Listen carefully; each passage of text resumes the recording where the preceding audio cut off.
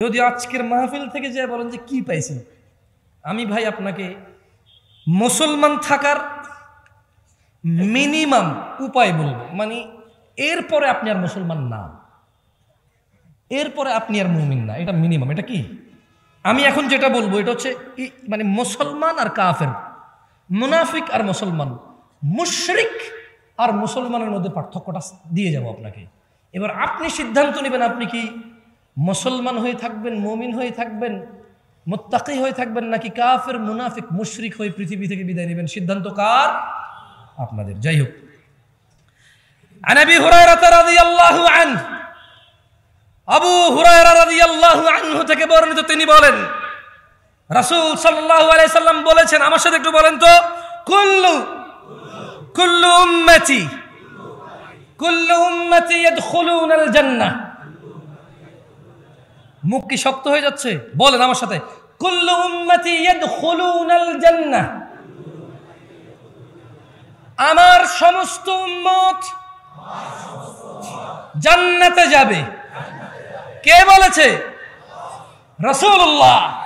কে বলেছে? সাল্লাল্লাহু আলাইহি ওয়াসাল্লাম।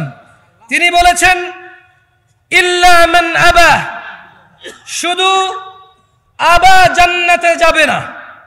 ক্বালু, সাহাবারা বলল, ওয়ামান ইয়াবা ইয়া রাসূলুল্লাহ, কে আবা ইয়া রাসূলুল্লাহ সাল্লাল্লাহু আলাইহি ওয়াসাল্লাম। তিনি সাল্লাল্লাহু আলাইহি ওয়াসাল্লাম বললেন, মান আতাআনি, যেই ব্যক্তি মুহাম্মদ সাল্লাল্লাহু আলাইহি সাল্লামের অনুসরণ করে, দাখালাল জান্নাহ, সে জান্নাতে যাবে। ওয়ামান আসানি, আর যে ইবাদতের ক্ষেত্রে নেকির জন্য, কল্যাণের জন্য, মুক্তির জন্য কোন ইবাদত করে অথচ আল্লাহর নবীর পক্ষ থেকে সাব্যস্ত নয়, সেই হচ্ছে আবা, সেই জান্নাতে যাবে না। আপনি সালাত শেষে দোয়া করবেন, মুনাজাত করবেন, এটা আপনার আর আপনার রবের সর্বোচ্চ আপনার নিরাপত্তা, যে আপনি কার কাছে হাত তুলেছেন, কার কাছে দিবে কে, কবুল করবে কে, কার কাছে চাইবেন, চাওয়া উচিত কার কাছে। তাহলে আপনি নামাজ শেষে হাত তুলবেন কার কাছে? কিন্তু আপনি একা তুলবেন নাকি আপনি ইমাম সাহেব সবাইকে নিয়ে সম্মিলিতভাবে তুলবেন? আর ভাই জবাব জিজ্ঞেস করতেছি না ভাই, শুনুন, আমি জিজ্ঞেস করবো, ভেজাল লাগায়েন না ভাই, এমনিতে ভেজালের শেষ নাই। কি বলি আগে দেখেন, আগে কি বলি দেখেন। আমি আগেই বলছি, আপনি কিছু বললে যায় আসে না, আমি বলতে উঠছি তো, আমি যখন আপনার থেকে বলানো লাগবো আমি নিজে আপনার বলে বলাবো ইনশাআল্লাহ। কেমন? একটু নিরাপত্তার বোঝেন ভাই, যাইতে হবে তো নিরাপত্তা, বুঝছেন? কোনি কিছু দেওয়ার বোঝেন না, মায়ের খাবো নাকি এখন ভাই? অদ্দুর মানে সাহস এখন আমার হয় না যে মায়ের খাবো আর বলবো না, দরকার নেই ভাই, বাইসে থাকলে বহুত কথা কইতে পারবো ইনশাআল্লাহ, বোঝেন নাই? তো আমি ইমাম সাহেবকে বলবো, ইমাম সাহেব। আমি এলাকার মান্যগণ্য মানুষকে বলবো, মান্যগণ্য সাহেব। আমি এলাকার দিন প্রিয়, ইসলাম প্রিয় ভাইকে বলবো, ভাই, সলা ইবাদা, দোয়া ইবাদা। সলাৎ শেষে আপনি নিজে দোয়া করবেন নাকি সবাইকে নিয়ে দোয়া করবেন, এটা হাদিস থেকে সলভ করেন, এটা আমি অনুরোধ করব। সহিহ সুন্নাহ দিয়ে এটা সলিউশন করে ফেলেন।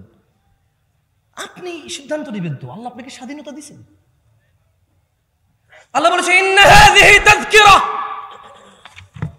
এই কুরআনুল কারীম হচ্ছে উপদেশ। ফামান শাআ ইত্তাখাযা ইলা রাব্বিহি সাবিলা, তোমাদের মধ্যে যার খুশি স্বাধীন আছো, এটাকে অবলম্বন করবা। যে এটা অবলম্বন করবা সফল হবা, যে অবলম্বন করবা না, আজকে তোমার খুশি চলবে কিন্তু বিচার দিবনে কার খুশি চলবে? বিচার দিবসে। এই শুধু এটা মাথায় রেখে কাজ করিয়েন। তো আল্লাহ নবী সাল্লাল্লাহু আলাইহি ওয়াসাল্লাম বলেন যে কুল্লু উম্মতি ইয়াদখুলুনাল জান্নাহ, আমার সব উম্মত জান্নাতে যাবে আবা ছাড়া। বলল, আবাকে ইয়া রাসূলুল্লাহ সাল্লাল্লাহু আলাইহি ওয়াসাল্লাম।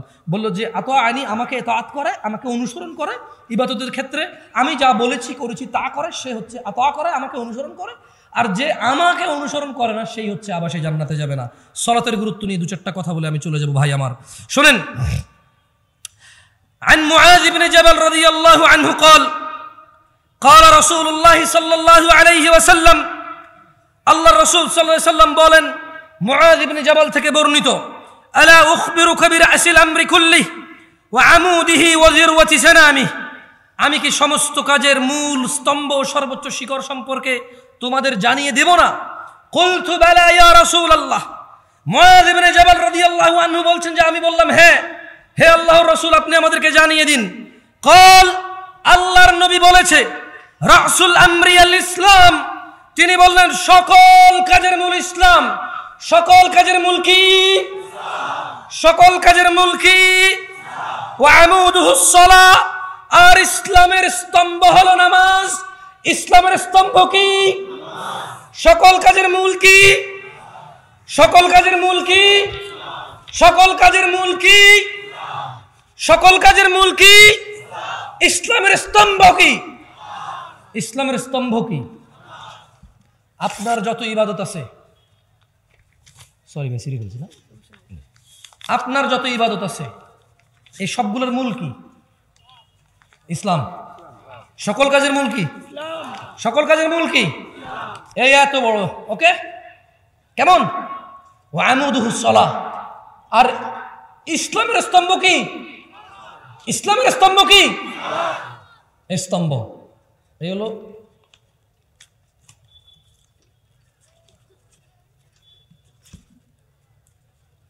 এটা কি আমি ধরে রাখা লাগতেছে? এই খুঁটি ওকে ধরছে কিনা? এই খুঁটি ওকে ধরছে কিনা? এখন এই খুঁটি পড়ে গেছে, আছে আর? আমার সাথে বলেন মুআয ইবনে জাবাল, বলেন মুআয ইবনে জাবাল, সবাই বলেন, সবাই বলেন মুআয ইবনে জাবাল রাদিয়াল্লাহু আনহু থেকে বর্ণিত। তিনি বলেন আল্লাহর নবী সাল্লাল্লাহু আলাইহি সাল্লাম বললেন আমি